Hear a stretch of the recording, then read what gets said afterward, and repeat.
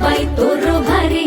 दिसते भारी गणपतीची स्वारी अन आला धादिस मामाच्या घरी मालवण चिपळूण सावंतवाडी माझ्या कोकण गावांचो दिमाग भारी